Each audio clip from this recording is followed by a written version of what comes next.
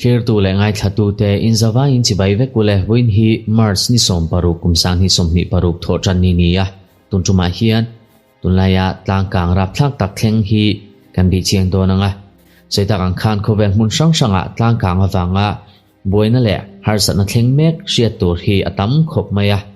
mitam taken to na hian am boi pui mek ani amaro chu tun chum bi ka hian pinton dela pornes tlang kang hi kan bi chiang do na ni he tlang kang hi khovela tlang kang active vertizing ami ania tin a hlom em boka a hlom je chu video chang hian chiang takin kan hmu don ani tin he tlang hi omna mun chu reunion island a ani ole kan soi thui mai tlang kang hi tlema zong video kan en masa phutanga ti chuan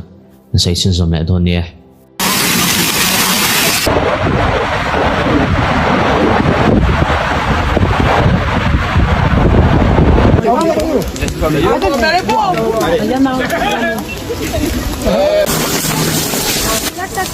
Ah, c'est joli. Hein.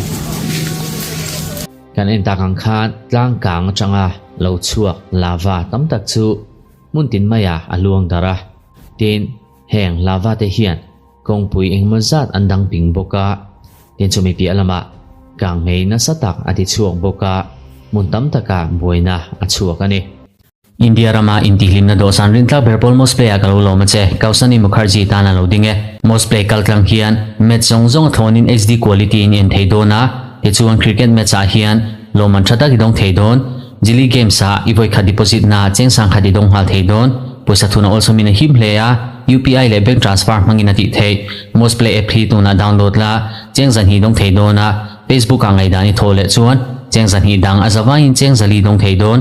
Mosplay account siamla voisa somni pani athonin itivir theidon comment section a link da hi click la Mosplay zin kong lo zo vero le abulvela cheng khua engmoza tepon hetlang kang hi antur theidon an hriat awangin thunei tu lam tepon tuna hian ma anlak sin zom ngala tlang kang awanga kang mei chuak pi lama hian mei khu le mei wap tam tak chu van bo ruak sang taka a chho boka hei hianin kong tam takin ambula cheng mi pui te chu ati boi tel thei boka tin gas thalo tak mai a chuak boka hei hi mi ring sel na tan pon thil thalo tak ani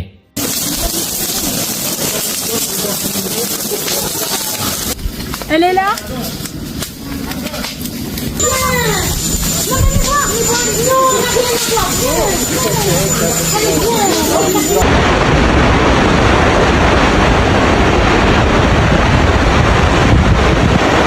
La lave a entièrement traversé cette... mei va baka hian lunglian vak lo te chu hetlang kang chang hian a chuak nual boka ban sanga hetia phu chua awang hian abul vela cheng mi pui te tan thil hlom tak mai nia chuwangin thu nei tu te chuan mi pui te chu tlang kang thlen na mun huam chunga hian ka lo sam turin anin hriat tira dina theidan angin ma ni himna ngai poimo masaturin thu nei tu te chuan mi pui ten hriat tir to bok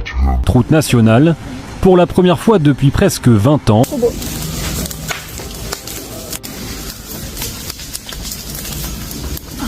Local authorities are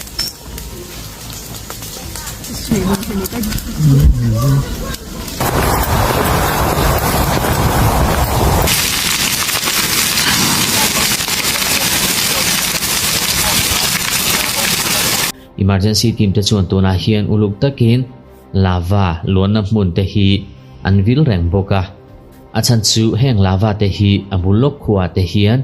an luang pal vai ani chuan mi hring chen na hmun ati chedona chuwangin theyang anga heng lava luang te hi lo dang turin anin cha boka tin ma anlak chun zom ngal bok ani access to the volcano and nearby hiking trails was immediately closed to the public.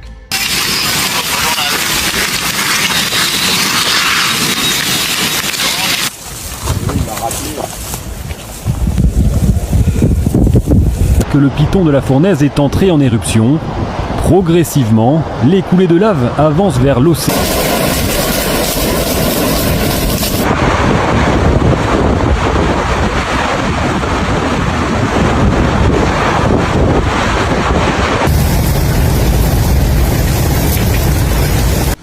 1h30 plus tard, une seconde coulée franchit la route.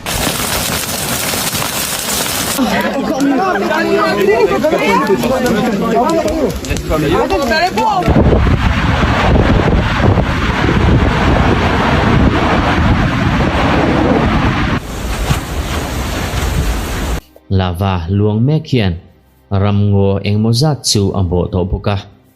mun sang sanga mishing te chen na pi alama ramngo ang zong ton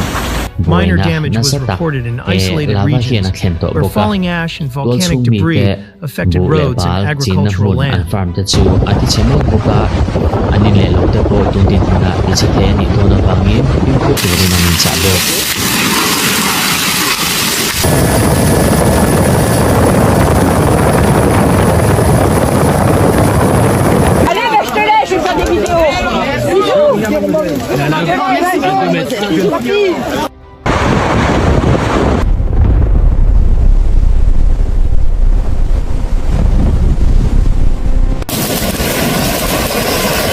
Scientists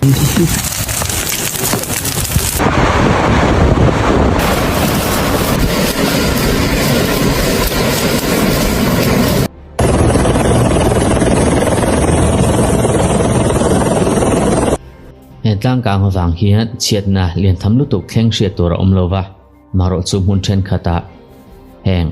tlang kang atanga chuak lung le tin meiwap sang sang te pon guna le har sat ne ro an thlen thung ani